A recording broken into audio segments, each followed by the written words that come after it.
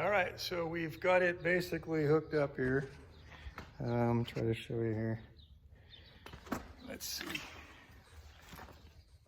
There's the gizmo, and it's got this remote. I got this thing about 20 years ago. I didn't even know if it works. I did hook it to this battery here. Hoping you can see that. There it is. And luckily it works. So there's the back. And the forward, I guess, is the other direction, but it doesn't seem to have any issues.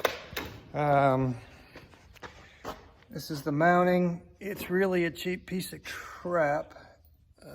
The steel on it is just the chunkiest, shittiest steel you could ever imagine.